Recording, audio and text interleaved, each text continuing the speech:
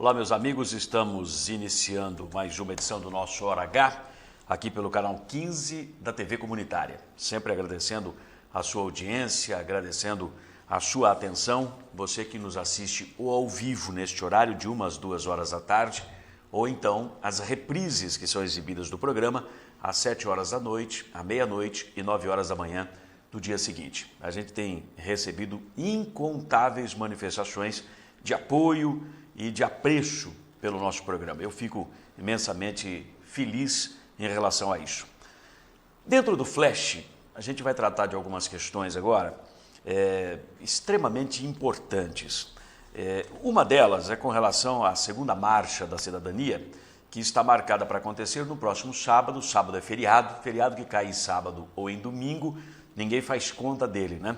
Mas nós temos um feriado no sábado, que é 7 de setembro, quando comemora-se a independência, e haverá a segunda marcha da cidadania no final do desfile cívico de 7 de setembro na Avenida Sampaio Vidal. Então, primeiro o desfile oficial, logo na sequência vai entrar na Avenida Sampaio Vidal a segunda marcha da cidadania, que coincidirá com o Grito dos Excluídos, que estará de volta neste ano. A concentração para esse desfile, provavelmente aconteça ali também a concentração, mas para a marcha da cidadania e o Grito dos Excluídos, o local provavelmente o mesmo, ali de frente ao Espaço Cultural, na Avenida Sampaio Vidal, 9 horas da manhã. Então, 9 da manhã, quem vai participar da marcha, quem vai integrar o Grito dos Excluídos, deve se concentrar, o pessoal vai estar ali nas proximidades do Espaço Cultural, na Sampaio Vidal, com o cruzamento ali da 7 de setembro, ok? E acabaram de ser divulgadas as bandeiras da segunda marcha da cidadania, muito parecidas com aquelas defendidas na primeira marcha, dia 20 de julho deste ano. Contra a tortura e qualquer tipo de violência às pessoas em situação de risco, aquelas que moram nas ruas ou quaisquer outros grupos, contra todo e qualquer tipo de corrupção, pela garantia do acesso à água tratada e ao tratamento do esgoto e saneamento básico em todos os bairros, rediscussão da lei da planta genérica de valores, que resultou no aumento abusivo do IPTU de Marília neste ano, pela transparência na administração pública municipal, contra a privatização do DAI ou qualquer autarquia, aí estão as bandeiras todas, né? A favor da valorização do serviço público com a implantação do plano de carreira, lá no caso dos servidores municipais, coitados, nem o INPC da reposição inflacionária eles tiveram neste ano, imagine se vão ter a implantação do plano de carreira. Por isso, é uma bandeira de luta, né? Pela redução dos cargos comissionados e das funções gratificadas na Prefeitura de Marília, implantação de coleta seletiva nos bairros, pelo caráter deliberativo do Conselho Municipal da Habitação e manutenção dos demais, recapeamento das ruas e avenidas, vem vindo aí inclusive um projeto para isto aqui na cidade, serviços públicos de qualidade e em quantidade suficiente nas áreas da saúde, educação, esporte, lazer e cultura, implantação de um conselho gestor de mobilidade sustentável, melhorias em todos os distritos e estradas rurais, Marília tem meia dúzia de distritos, é muita coisa, por investimentos na agricultura familiar e também nos pequenos produtores, pelo direito de greve dos servidores municipais, eles perderam esse direito, sequer incitação à greve pode ocorrer, eles correm o risco de serem incluídos numa sindicância, serem alvo de uma sindicância e serem demitidos. Revitalização dos trens de longo percurso, uma coisa que não depende só do município, mas é uma das bandeiras. Isto, o que já foi decidido pelas entidades participantes da segunda marcha da cidadania, e aí tem a CNLB, Comissão Justiça e Paz, Associação dos Vigilantes Municipais, o Sinsprev, o Sindimar, que é o Sindicato dos Servidores, Matra, que é a Marília Transparente, a POSP, o JS e por aí vai. É importante lembrar, toda quarta-feira aconteceu reunião para a organização dessa segunda marcha da cidadania. A última dessas reuniões foi, portanto, realizada na noite de ontem, quarta-feira, dia 4, e a marcha ocorrerá, segunda já, ocorrerá no sábado, após o desfile cívico na Avenida Sampaio Vidal. Marcha da Cidadania e Grito dos Excluídos juntos. Outro assunto que eu quero comentar, o Diário Oficial desta quinta-feira está publicando os resultados de 7 licitações para obras de reforma e ampliação de unidades de saúde aqui do município. A maioria dessas obras havia sido ganha anteriormente pela construtora MS, da qual o secretário de Obras de Marília, o engenheiro Emílio Moraes, foi sócio até o início de abril deste ano.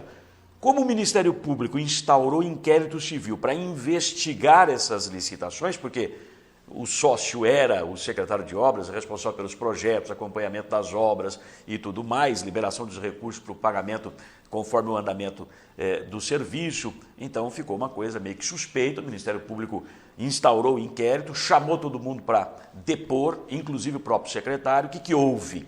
A própria empresa, a própria construtora MS, que ganhou todas essas obras, mais de 3 milhões de reais, acabou protocolando um documento na prefeitura, com base no qual a prefeitura revogou todas essas licitações e abriu outras, que nós já informamos aqui.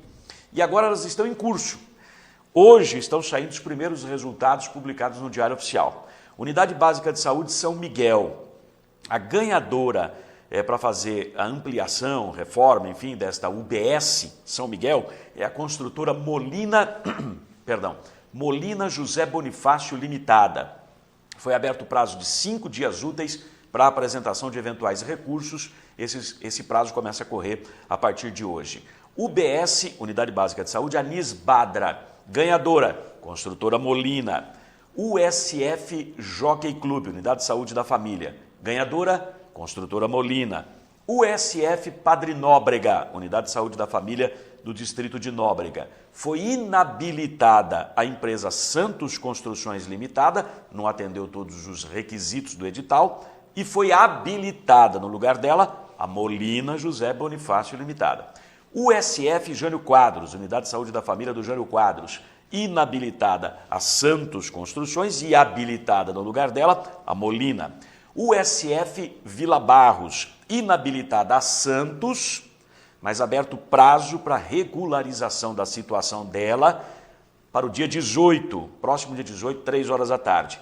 USF Vila Real, mesma situação, inabilitada a Santos Construções, mas aberto prazo para regularizar as pendências na documentação, prazo este que expira dia 18, às 4 da tarde. Então, vencidas já, USF Jânio Quadros, habilitada a construtora Molina, USF Padre Nóbrega, Molina, USF Jockey Clube, Molina, Anis Badra, Molina, São Miguel, Molina. Então, 6 já vencidas, 1, 2, 3, 4, 5, 6, 7. 5 já vencidas, desculpem, e 2 que estão ainda em curso. Essas apenas a correção da documentação, a apresentação daquilo que está pendente e equaciona a fatura. Curiosamente, essa Molina levou todos. Agora, pelo que deu para entender do que foi publicado no Diário Oficial, me parece, nessas em que ela já foi habilitada, apareceu como única.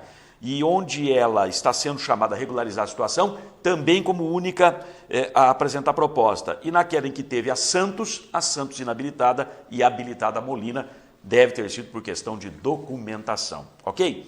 Um outro detalhe curioso, está no Diário Oficial, edição de hoje. Olha como é que esse negócio de empresa de ônibus é muito dinheiro, é muita grana. Não é à toa que está essa brigaiada na justiça aí, se ficam essas duas, se elas saem e voltam a circular, ou isso ou aquilo, enfim. Essa guerra toda judicializou-se as licitações do transporte público aqui na cidade, em razão de todas as denúncias, acusações e por aí vai. Mas olha como é que o negócio é rentável, a grana é preta. A prefeitura está comprando. São contratos, 1, 2, 3, 4, 5, 6, 7 contratos publicados no Diário Oficial, edição de hoje do Diário Oficial do município. O diário é eletrônico, você acessa pela internet. São esses contratos todos que eu falei, de números 1095 até o 1101, todos deste ano, num total de R$ 452.656,70. Repito, quase R$500 mil, R$ 452.656,70. Compra de passes de ônibus que o município utiliza.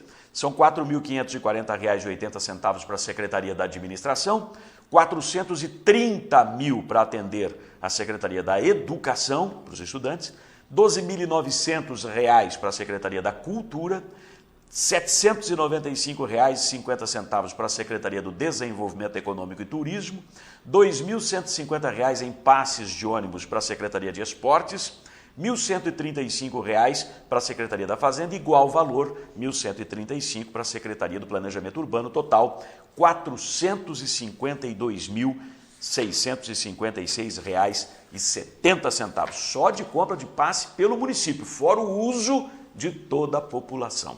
Meu amigo, é muita grana, e onde tem din-din, tem briga. Está explicado por que é que está essa brigaiada toda. Mudando o assunto de pato para gancho, horríveis as ruas na zona norte da cidade, notadamente Vila Nova, Vila Barros e Altos do Palmital, Palmital como queiram.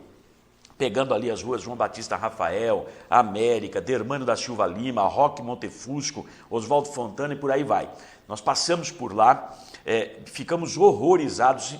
Nós vamos mostrar as imagens aí, inclusive a rua onde passa o ônibus. Então vai vendo a situação da rua. Isso daí, muito provavelmente, não dê para fazer tapa-buraco. Vai ter que fazer recapeamento mesmo, porque é impressionante a situação. É o Iraque pós-guerra. Olha só que coisa absurda. Aí o nosso carro em movimento, você vai ver o cruzamento dessas ruas aí.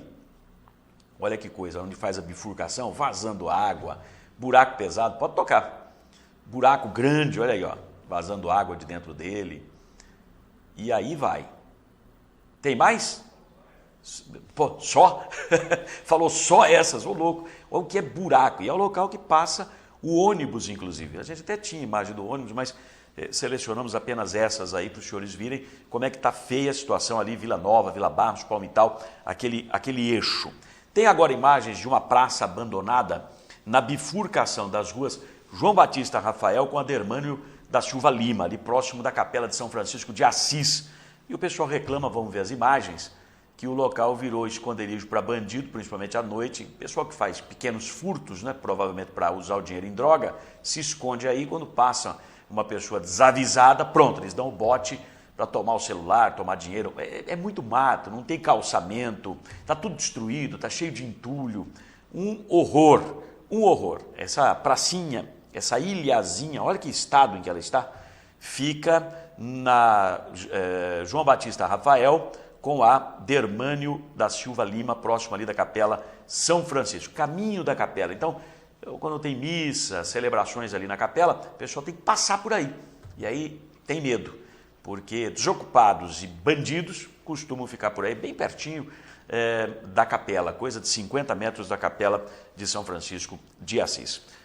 Muito obrigado pelas imagens. Recebi telefonema agora pela manhã de um líder comunitário do Santa Antonieta dizendo: Ailton, não dá mais, a água está acabando meio-dia e daí para tarde até a madrugada seguinte ficamos sem água no Santa Antonieta. A prefeitura chegou a emitir uma nota com relação à falta d'água, que eu tenho aqui, está no meu e-mail, e esta nota diz que houve a quebra de uma bomba. Essa bomba está sendo consertada, ela foi substituída provisoriamente por uma de menor calibre, de menor potência, e que os moradores têm que entender a situação e esperar. Agora o pessoal está esperando lá no Santa Antonieta e os bairros vizinhos da Zona Norte há 20 anos pela solução do problema da água, né?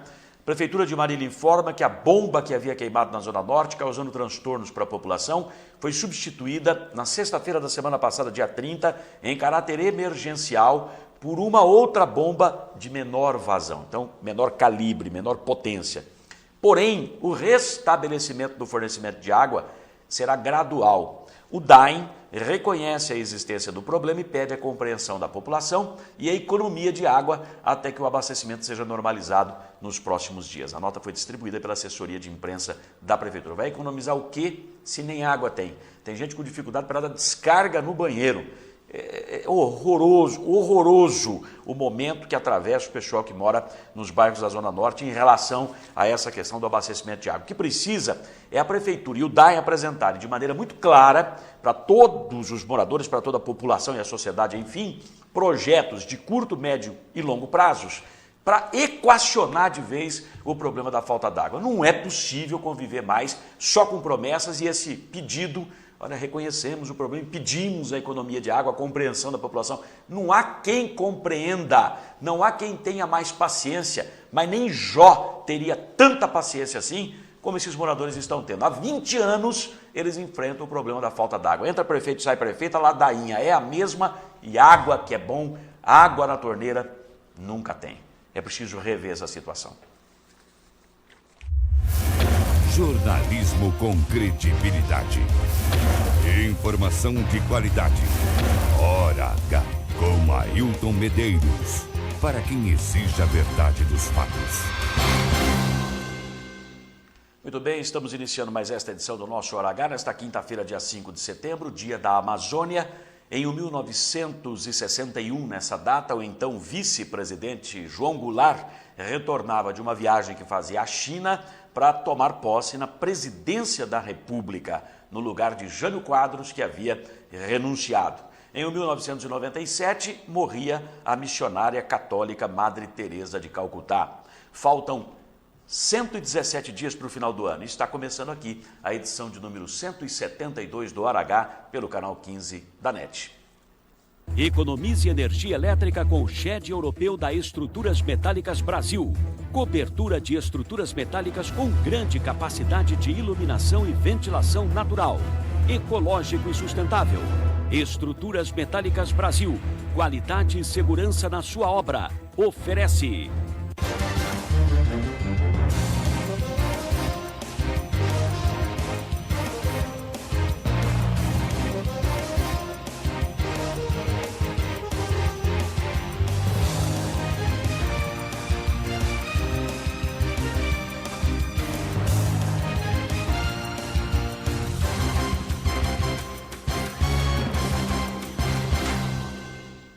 Veja agora os destaques principais desta edição do Hora H.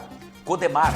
Processos por dívidas previdenciárias bloqueiam repasses de verbas da Prefeitura e a situação é resolvida com parcelamentos. Problema se arrasta há 17 anos e já penhorou a frota inteira da empresa. Tortura e constrangimento. Pedido de mais prazo para a conclusão de inquérito policial começou a correr somente ontem. São 30 dias a mais. Mais 4 pessoas estão sendo intimadas para depor. Ônibus. A audiência de conciliação do TRT pode pôr fim à negociação salarial dos motoristas e cobradores ainda hoje. Sindicato espera receber proposta superior àquele 1% oferecido até agora. Complexo Famema. Sindicato aguarda a relação completa de funcionários e jornadas, inclusive os afastados, para poder retomar a discussão da escala de greve. Acordo no TRT prevê entrega do documento em 48 horas. Autos do Nova Marília. Moradores pegaram chaves das casas com promessa de isenção do IPTU por 10 anos. 16 meses depois, receberam carnês cobrando o imposto retroativo. Com estas e outras notícias, começa aqui mais esta edição do Hora H.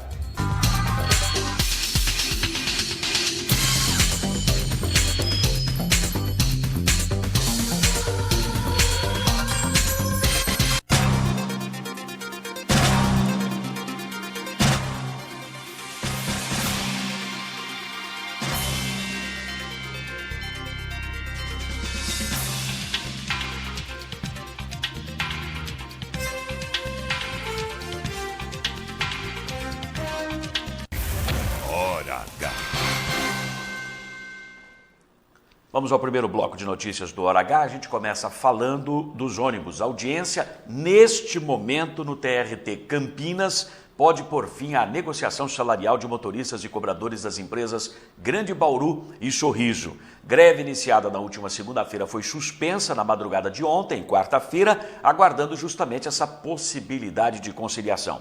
Ante ao pedido de reajuste real nos salários de 15% feito pelos trabalhadores, as empresas ofereceram apenas 1%, índice que foi recusado pela categoria. Mas o presidente do sindicato, Moacir Baldissera, garante que não há intransigência da parte dos trabalhadores. Eles querem e podem aceitar um outro índice, que não seja este 1%. Veja aí. Nós começamos essa negociação em 15% lá atrás, em abril, quando era empresa circular ainda, nem essas empresas estavam atuando em Marília. Então, o que nós entramos com esse 15%? Esse 15% era uma recuperação salarial. Isso que o pessoal não estão entendendo. Nós chegamos a negociar com essas empresas dentro do Ministério do Trabalho a 8% dividido em 3 vezes. O trabalhador não estava fechado em 15%. O trabalhador queria ouvir uma proposta das empresas que não fosse 1%, que fosse um melhor percentual de aumento, e ele teria aceitado e não teria ido para a paralisação, onde causou um grande transtorno para a população. Hora H. Pois é, difícil essa situação aí. Agora, as empresas alegam estar sem condições financeiras para poder fazer uma proposta melhor do que o 1%. Vamos ver o que é que vai acontecer no TRT de Campinas, Tribunal Regional do Trabalho, audiência de tentativa de conciliação no estado de greve, que a greve foi suspensa, mas mantém-se o estado de greve, ocorre exatamente nesta quinta-feira. Mudando o assunto de pato para ganso, a tortura aos andarilhos aqui da cidade. Mais 4 pessoas estão sendo intimadas pela polícia para prestar depoimento no inquérito que apura tortura e constrangimento ilegal a andarilhos de Marília. O episódio teria ocorrido na noite de 29 de abril deste ano, supostamente por funcionários da Fumares, justamente a fundação municipal que deveria se responsabilizar pelo amparo e a recuperação social de mendigos e andarilhos. Você vê aí imagens do Dr. Cláudio Pinha Góes, que é delegado titular do 3º Distrito Policial, manuseando justamente o inquérito que está em andamento e que ele preside. Vejam aí todos os documentos, nós estivemos com ele pela manhã no gabinete dele ali na Rua Gonçalves Dias. Somente ontem começou a correr o novo prazo de 30 dias para a polícia concluir o inquérito. A solicitação, olha como é que a coisa é demorada, a solicitação foi feita pelo Dr. Cláudio lá para o fórum no dia 5 de agosto. Chegou no fórum dia 9 de agosto, quer dizer, para sair da Gonçalves Dias e chegar no fórum levou exatamente 4 dias. A prorrogação de prazo, entretanto, foi informada ao delegado titular do 3º Distrito, o Dr. Cláudio, apenas ontem, dia 4 de setembro. Um mês depois, o trâmite todo demorou um mês. Sair da delegacia, mandar para o fórum pedindo mais prazo para voltar para a delegacia. Um mês, provavelmente porque o fórum ficou fechado 15 dias para a instalação de novos sistemas informatizados de trabalho. Os senhores se lembram disso, né? Um absurdo. As 4 pessoas intimadas para depor deverão ser ouvidas na semana que vem. Outras ainda podem ser chamadas pela polícia, inclusive funcionários da Fumares, já identificados, acusados das agressões pelos andarilhos. Além do delegado Cláudio, que você vê aí, o caso já é acompanhado também no Ministério Público pelo promotor de justiça Gilson César Augusto da Silva. Então, quem imaginava um fato que aconteceu em 29 de abril, 29 de maio, 29 de junho, 29 de julho, 29 de agosto... 4 meses, 120 dias já corridos e agora andando o mês de setembro. Prorrogação de prazo, mais 30 dias para concluir as apurações dentro deste inquérito policial, somente começou a contar esse novo prazo ontem. Então, é muito lento, muito demorado. Cada qual tem a sua justificativa, obviamente. A polícia diz, olha, nós recebemos do fórum somente no dia X. Imediatamente instauramos o inquérito. Aí não deu nos 30 dias iniciais para concluir a peça, foi preciso pedir prorrogação, que é possível, é plausível, se necessário, existe o amparo legal para isto, só que levou um mês para voltar para a polícia a autorização de mais 30 dias. A pergunta que sempre fica é aquela: quando tarda demais, a justiça é feita? Primeiro ponto. Segundo, se fosse filho de um bacana que tivesse sido agredido, ou um grupo de pessoas influentes que tivesse sido agredido, sofrido a tortura que sofreu esse grupo de andarilhos, será que isso andaria mais rápido ou não? Seria a passos de tartaruga como está? Infelizmente o sistema é esse, há uma burocracia tremenda e o sistema é lento demais, é tartaruga perneta. Então não dá, infelizmente desanima qualquer um.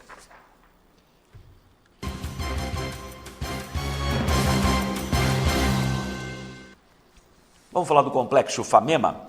Ata da audiência realizada na terça-feira desta semana no Tribunal Regional do Trabalho, TRT de Campinas, prevê 48 horas de prazo para a entrega de documento com relação de funcionários, setores em que cada um deles atua e jornadas de trabalho que eles cumprem no Complexo Famema. Até os funcionários afastados, seja qual for o motivo, devem ser relacionados. A documentação seguirá para o Sindicato dos Empregados em Estabelecimentos de Saúde, que vai ter, a partir daí, um prazo de 5 dias úteis para poder apresentar os seus argumentos, fazer a sua defesa. Isso está sendo feito, gente, para tirar dúvidas sobre os percentuais de trabalhadores que devem garantir o atendimento aos pacientes do Complexo Famema enquanto durar a greve dos trabalhadores iniciada na última segunda-feira. Importante também observar que o Complexo Famema detém o controle do Hospital das Clínicas, o Hospital Materno Infantil, o Hospital São Francisco, o Hemocentro, o Ambulatório Mário Covas e por aí vai.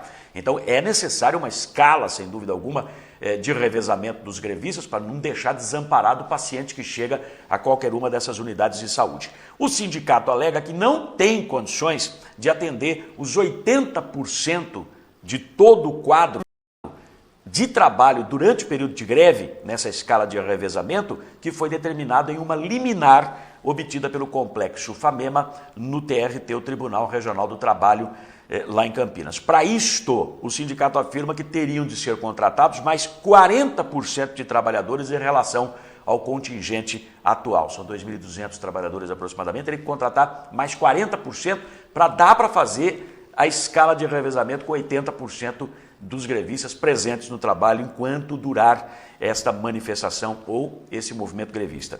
Veja novamente, é importante, a argumentação feita pelo presidente do Sindicato dos Trabalhadores na área da saúde, o Aristeu Carriel, afirmando que a liminar, conforme foi concedida no TRT, em favor do Complexo Famema, segundo ele, caiu.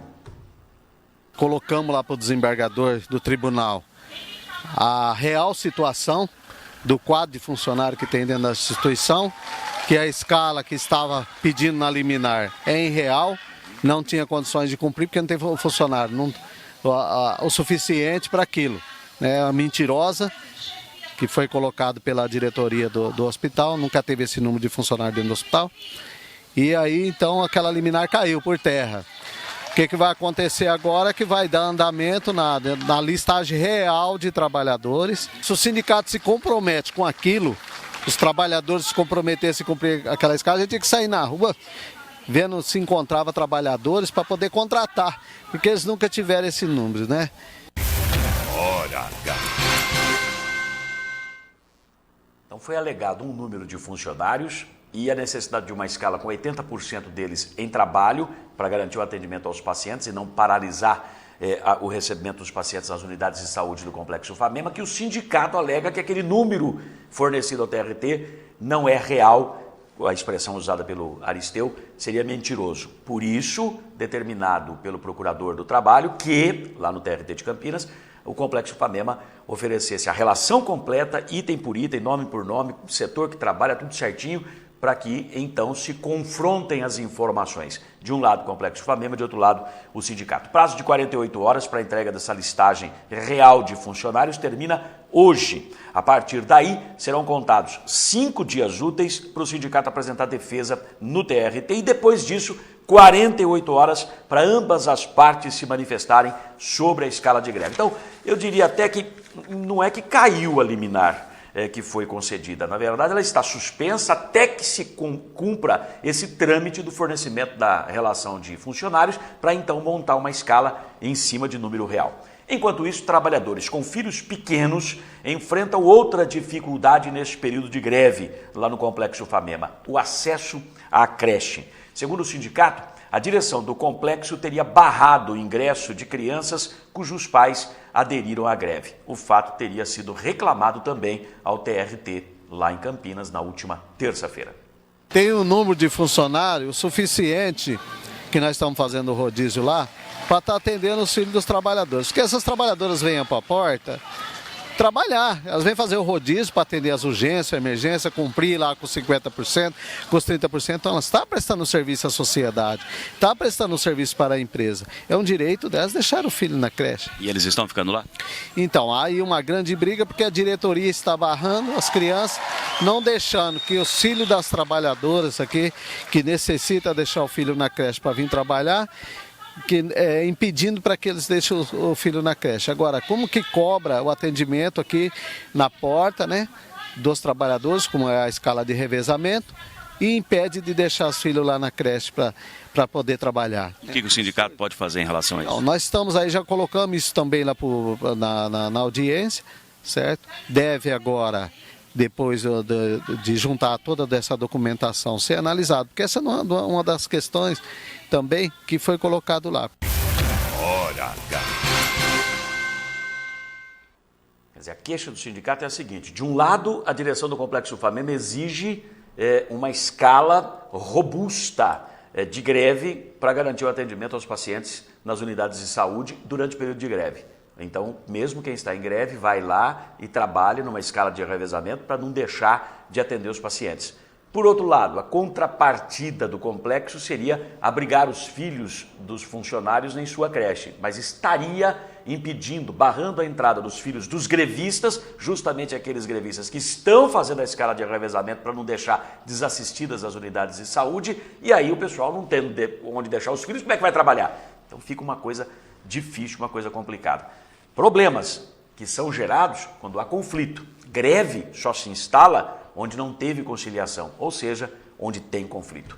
Nós vamos ao breve intervalo, voltamos daqui a pouquinho com mais notícias para você aqui no Hora H. Mas antes do noticiário local, lembram-se daquele episódio de espionagem dos Estados Unidos em cima de conversas da presidente Dilma Rousseff, quer dizer, uma chefe de Estado grampeada, espionada pelo governo americano. Um assessor da Casa Branca, sede do governo norte-americano, disse que o presidente Barack Obama vai se explicar pessoalmente à presidente Dilma Rousseff sobre a natureza dos esforços de inteligência dos Estados Unidos após denúncias de que as conversas dela, Dilma, teriam sido espionadas pela Agência Nacional de Segurança dos Estados Unidos. No último final de semana, uma reportagem da TV Globo denunciou a existência de documentos secretos vazados pelo ex-técnico da CIA, que mostram que essa Agência Nacional de Segurança teria monitorado conversas entre Dilma e seus principais assessores. Agora, Obama deverá aproveitar a cúpula do G20 que está acontecendo na Rússia a partir de hoje, quinta-feira, para encontrar-se com a presidente Dilma Rousseff e dar as suas explicações, porque ela chegou até a fazer uma reunião de emergência com o ministério dela para discutir essa questão. Não pode continuar desse jeito. Que conversa é essa, que intromissão é essa de um governo na soberania do outro, né? Ficar bisbilhotando, ficar com espionagem. É muito sério esse tipo de coisa, muito sério. Breve intervalo, voltamos já.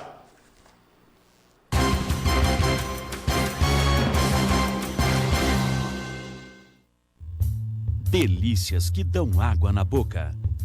Cortes especiais de carnes assadas na brasa. Garantia de maciez e sabor incomparáveis. Frango desossado e crocante como você nunca viu. Costelão, joelho de porco e costelinha assados lentamente. Sem falar dos espetinhos e do torresminho mais sequinho e crocante de Marília. Encomendas para sábados, domingos e feriados. Delícias exclusivas do Costelão na Brasa. Aqui a carne é de qualidade, bem temperada e assada na brasa. Vem pra cá.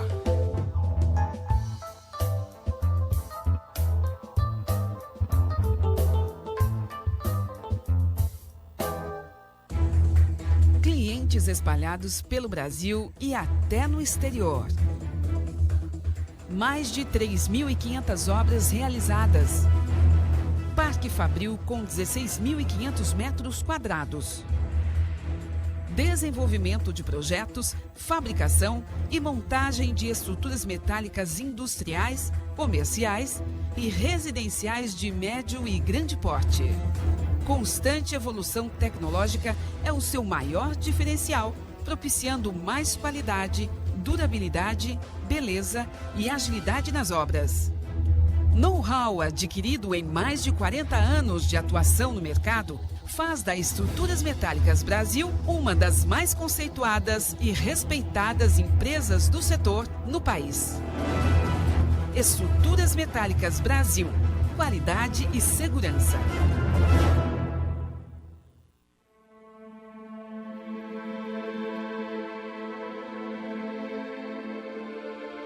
Posso salvar vidas, sou doador de sangue, né? A necessidade é da população pelo sangue. Todos os tipos de sangue, eles são importantes e estão em falta. Quem pode doar sangue? Adolescentes de 16 e 17 anos, pessoas saudáveis, ter acima de 50 quilos.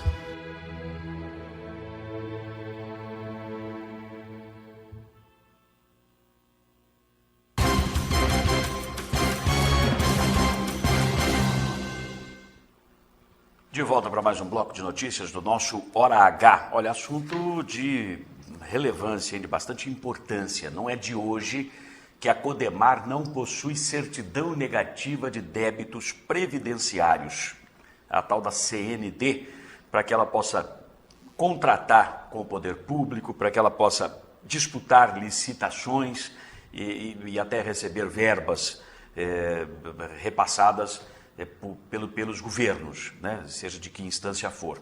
Ela precisa dessa CND, essa certidão negativa de débitos, no caso dela são débitos previdenciários, para poder praticamente sobreviver, porque hoje ela tem um contrato apenas com a prefeitura, mas é questionável isso aí. Para participar, disputar licitações, é necessário que ela tenha esta CND. O problema se arrasta pelo menos há 17 anos, e o montante do débito chega a 6 milhões de reais. A frota inteira de veículos e máquinas da Codemar já foi penhorada nesse período por conta dessas dívidas previdenciárias. Está tudo penhorado, tudo que você vê lá está penhorado. Mas em meados de agosto, mês passado, o problema se agravou.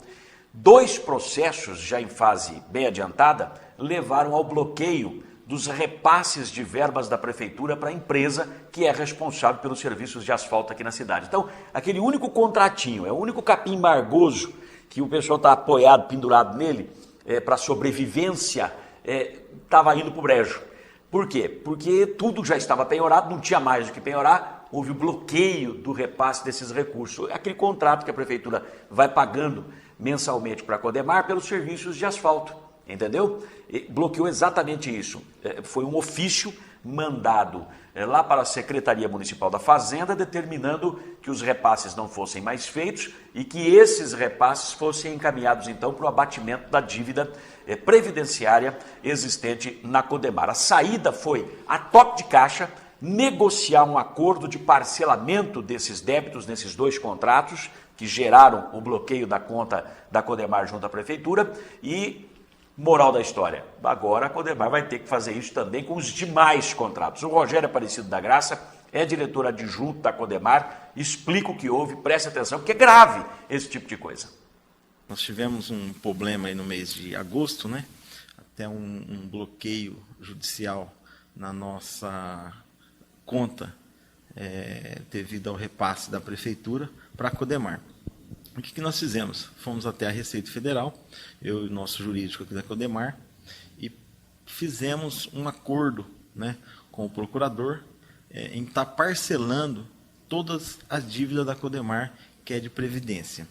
Essa dívida ela vem desde 95 a 96, que todos, né, diretores que passaram por aqui faziam o parcelamento, mas só pagavam a primeira parcela, né? Então, chega uma hora que a Receita Federal realmente tem que bloquear mesmo. Nós estivemos lá, conversamos com os procuradores, estive até o Fórum Federal, conversei com o juiz e fizemos o parcelamento, já de 2 processos, ainda existem outros, né? Mas está sendo parcelado e vamos efetuar o pagamento mensal. Esses 2 parcelamentos que nós já fizemos, um parcelamento é de 1 milhão. Foi parcelado em 60 vezes. E um outro de 390 mil reais, também em 60. E agora, no mês de novembro, provavelmente abra o refis, né, que a gente consegue parcelar em até 180 vezes. Então, provavelmente no começo do ano, aí, janeiro, fevereiro, a Codemar já está apta com a certidão negativa. Hora H. Quer dizer, o que houve foi um socorro imediato em relação a esses dois contratos que geraram bloqueio da conta da Codemar junto à Prefeitura, aquilo que vai acumulando de contratos firmados entre o município e a empresa que é de economia mista, mas o município detém 90% das ações. Esses contratos que geraram, né, que estavam em atraso e geraram o bloqueio, foram resolvidos imediatamente. Mas eles não dão ainda a certidão negativa de débitos. Por quê? Porque a dívida é muito maior, tem muito mais pendências, muito mais. O dinheiro da Codemar, bloqueado na Prefeitura, se destina à manutenção da empresa e pagamento dos salários dos funcionários. Ou o forró-bodó que daria se essa conta continuasse bloqueada. A comunicação dos fatos para o município foi feita através de ofício, como explica o Rogério. A Procuradoria mandou um ofício para a Secretaria da Fazenda impedindo que ela repassasse dinheiro para a Codemar, né? Então, gerou esse bloqueio. Mas nós, na mesma semana, conversamos, parcelamos e no dia 16 mesmo, já foi liberado a conta de novo. Quanto que a Codemar tem para receber da Prefeitura, que é, na verdade, essa conta que foi bloqueada? Nós temos hoje, eu creio, já faturado para a Prefeitura em torno de uns 2 milhões e diariamente, conforme vai fazendo o serviço, isso é medido, passado para a Secretaria de Obras e depois emitida a nota. E é desse dinheiro, desses 2 milhões que estão lá, que não foram pagos em espécie, que deve sair salário e tudo mais para a subsistência da Codemar, é isso? Exatamente, desse dinheiro que fica na Prefeitura, né, já faturado, que vem o salário, o Visa-Vale dos funcionários, manutenção de frota, compra de óleo diesel, produto asfáltico. Hora H. Por isso a importância de desbloquear aquela conta lá. Agora os repasses vêm. Muito bem, mas acabou o problema? Não. Outros processos movidos pela Receita Federal já levaram à penhora de toda a frota da Codemar. Máquinas, caminhões, motocicletas, veículos de todo tipo. Está tudo penhorado. Ao longo dos anos chegou ao ponto de não ter mais o que oferecer como garantia para essas dívidas que chegam lá, que batem a porta através dos processos, os processos instalados pela Receita. Veja o que é que fala o Rogério da Graça. Os outros processos, inclusive, às vezes vêm oficiais de justiça, com bloqueio de veículo, tudo. Hoje o que é que tem penhorado aqui na Codemar? Hoje tem a frota de veículo, né? Todos os carros, as motos, os caminhões e as máquinas penhoradas. Quer dizer, já não tem mais do que penhorar, então? Não tem mais, por isso que houve o bloqueio, né, no saldo da Prefeitura. Mas a gente fazendo esse parcelamento, fica tudo regularizado. Hora H. Agora, tem que fazer o acordo, que nem fez nesses dois processos aí que geraram o bloqueio da conta, tem que fazer os acordos e pagar. O que acontecia anteriormente, quem vai dizer isso é o Rogério, vai falar o tamanho da dívida e vai dizer isso também. O que faziam diretores anteriores que passaram pela Codemar? Faziam o acordo para ter um fôlego, para liberar recebimentos, mas pagava a primeira parcela e não continuava pagando. Quer dizer, é uma prática recorrente que a gente sempre vê por aí, não é? E que lá estava sendo feito dessa forma também. Veja o que é que ele fala. Da Codemar hoje, eu estive levantando desde quando assumi aqui em janeiro, ela chega aproximadamente uns 6 milhões de previdenciário. Mas dá para se pagar, só que precisa fazer o parcelamento e cumprir esse parcelamento, pagar. Agora, o pessoal entrava, pagava a primeira e esquecia. Então, eu acho que uma empresa não se toca assim, né? Hora H. Não tem dúvida, uma empresa não se toca assim com toda certeza. Bom, resolvida a questão do bloqueio da conta junto à Prefeitura, então os repasses vêm, salário do pessoal garantido, insumos para poder trabalhar, fornecedores na medida do possível, mas restam ainda outros processos previdenciários que precisam ser equacionados. Até novembro ele acha que sai um novo refis e aí esse refinanciamento permite dividir a conta não apenas em 60 meses, mas em 180. Aí dá um gás maior, segundo ele, é perfeitamente possível pagar, desde que a Codemar esteja funcionando, fechando seus contratinhos. E uma vez renegociadas essas dívidas todas, já sai a CND. Por isso ele acredita que, saindo o refis em novembro, dezembro, até janeiro, fevereiro, março, mais tardar, já exista a CND emitida para a Codemar, em favor da Codemar. Aí ela pode entrar em licitação, pode ter uma vida muito melhor, sem tantos transtornos.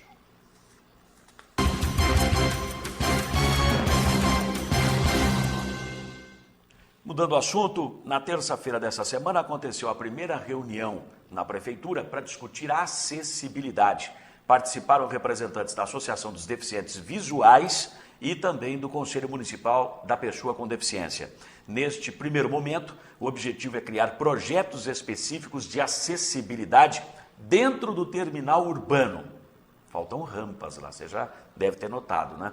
E também nas calçadas da Avenida Sampaio Vidal. É com aquelas pedrinhas, né? Aquele mosaico português, e é bonito de ver. Mas onde falta, onde tem uma imperfeição, ou faltam algumas pedrinhas, mulherada principalmente que usa salto alto, vai pro beleléu, entorta o salto, perigoso torcer o tornozelo, difícil caminhar. Imagine um idoso, imagine uma pessoa com qualquer outro tipo de dificuldade de locomoção, um cego, um cadeirante. Então, precisa, de fato, ter projetos de acessibilidade. Veja o que é que diz o secretário de Planejamento Urbano de Marília, Valdemir Pimentel, neste áudio que foi distribuído pela assessoria de imprensa da Prefeitura sobre a questão acessibilidade. Como secretário de Planejamento Urbano, nós fizemos essa primeira reunião com a Associação dos Deficientes Visuais de Marília e o Conselho Municipal dos Direitos da Pessoa com Deficiência. Para quê? A gente está elaborando um projeto de acessibilidade no terminal urbano para iniciar esse processo da acessibilidade na cidade de Marília. Eu acho que nós temos uma responsabilidade social em relação a isso e o prefeito também, Vinícius Camarinha, quer essa questão da acessibilidade seja discutida e seja executada inicialmente nessa gestão. Então a gente vai iniciar no terminal urbano e também nós vamos elaborar um projeto de acessibilidade no passeio público, eu acho, iniciando na Avenida Sampaio Vidal, onde as pessoas mais se encontram, elas passam por ali, então começa a discutir esse assunto e ver essa questão da acessibilidade que vai começar a ser contemplado e também ser discutido nos bairros. Então a pessoa vê no centro da cidade e começa a levar essa ideia, que eu acho que é uma questão de consciência social das pessoas em relação aos deficientes físicos.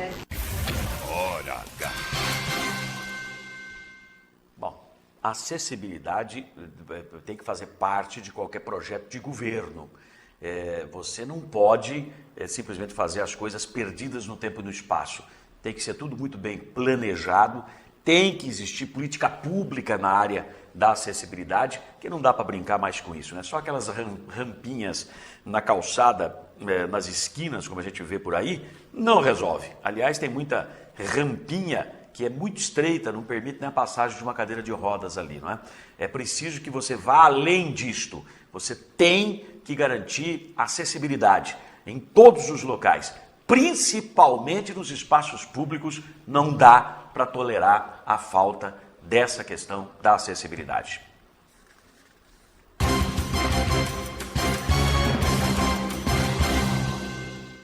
Nós vamos a mais um intervalo e voltamos na sequência discutindo um assunto preocupante do pessoal que mora no Altos do Nova Marília.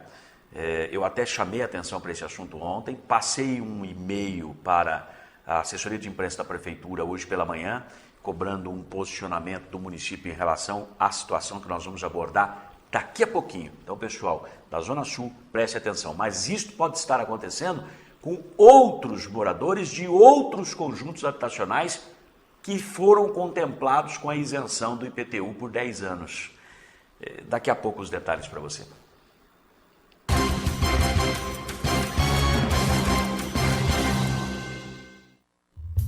Delícias que dão água na boca. Cortes especiais de carnes assadas na brasa. Garantia de maciez e sabor incomparáveis. Frango desossado e crocante como você nunca viu. Costelão, joelho de porco e costelinha assados lentamente. Sem falar dos espetinhos e do torresminho mais sequinho e crocante de Marília. Encomendas para sábados, domingos e feriados. Delícias exclusivas do Costelão na Brasa. Aqui a carne é de qualidade, bem temperada e assada na brasa. Vem pra cá.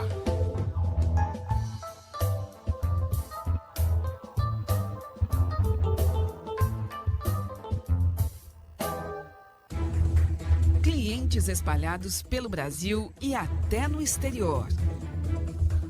Mais de 3.500 obras realizadas.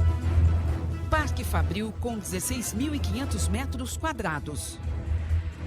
Desenvolvimento de projetos, fabricação e montagem de estruturas metálicas industriais, comerciais e residenciais de médio e grande porte. Constante evolução tecnológica é o seu maior diferencial, propiciando mais qualidade, durabilidade, beleza e agilidade nas obras. Know-how adquirido em mais de 40 anos de atuação no mercado faz da Estruturas Metálicas Brasil uma das mais conceituadas e respeitadas empresas do setor no país. Estruturas Metálicas Brasil. Qualidade e segurança.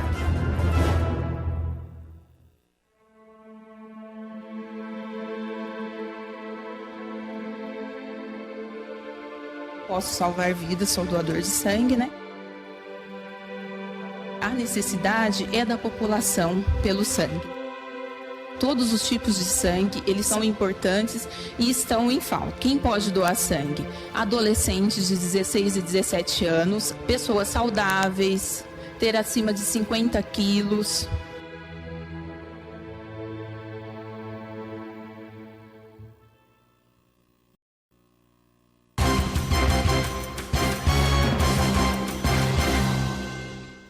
De volta para o bloco final de notícias do nosso programa. A Associação Comercial de Marília está divulgando um número preocupante aqui e ao mesmo tempo interessante, porque confesso para os senhores que achei o valor elevado. Sabe qual é o tamanho da inadimplência dos consumidores com o comércio aqui de Marília? A inadimplência, a dívida, aquilo que não foi pago. Compraram, parcelaram, mas não pagaram. R$ 14.397.493,74. 14.300.000 é o tamanho da inadimplência acumulada nos últimos 5 anos. R$ 14.347.000.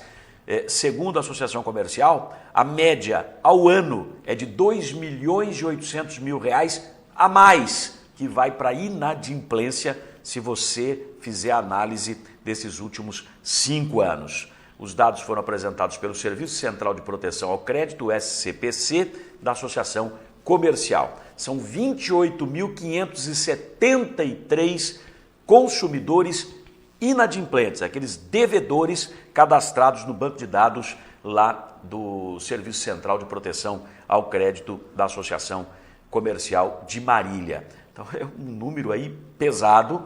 Todo esse dinheiro, esses R$ 14.300.000 nos últimos 5 anos, deixam de circular no comércio. Obviamente que fazem falta e muita no bolso de todo mundo.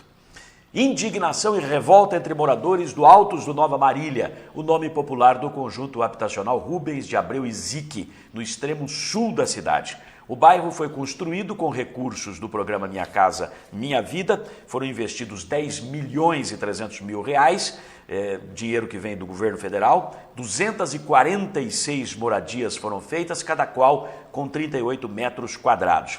Na entrega das chaves, em abril do ano passado, 2012, a promessa da Prefeitura Municipal era de isenção do IPTU por 10 anos.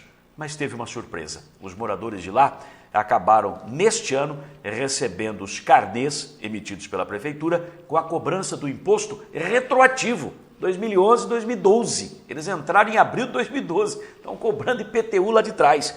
Quem dá esta informação ao Hora H é a auxiliar de enfermagem Karine Rodrigues da Silva, que é moradora lá do Altos do Nova Marília. Veja a entrevista dela ao Hora H, informando quando é que ela mudou para lá, para você começar a entender a história. Veja aí.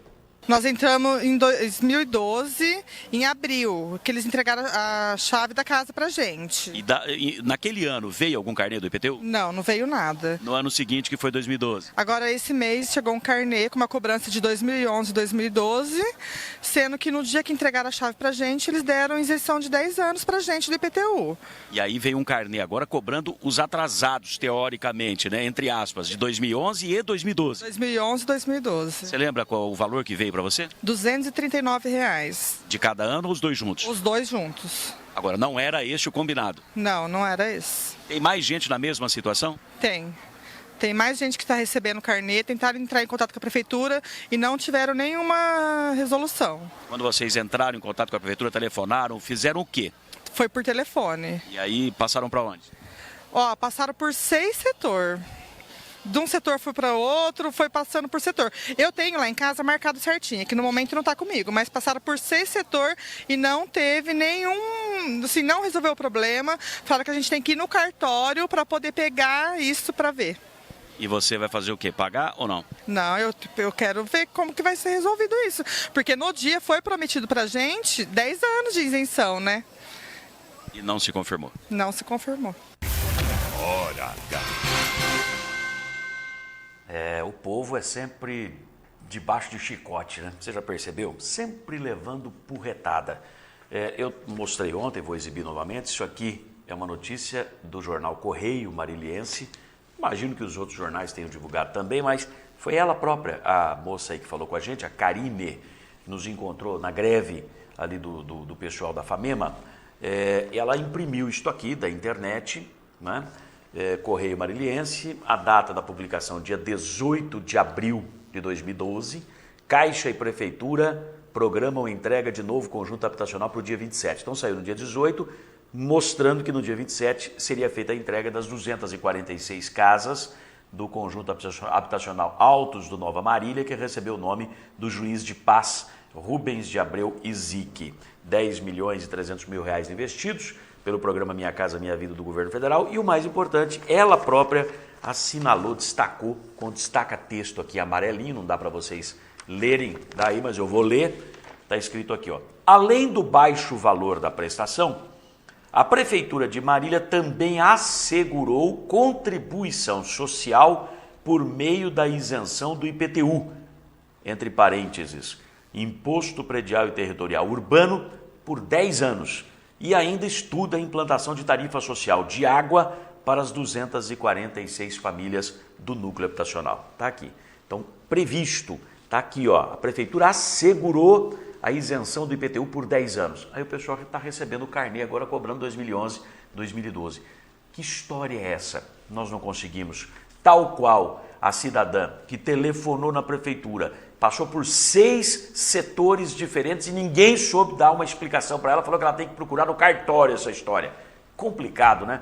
Nós também não conseguimos informação nenhuma. Passei um e-mail para a assessoria de imprensa da Prefeitura e estou aguardando a resposta.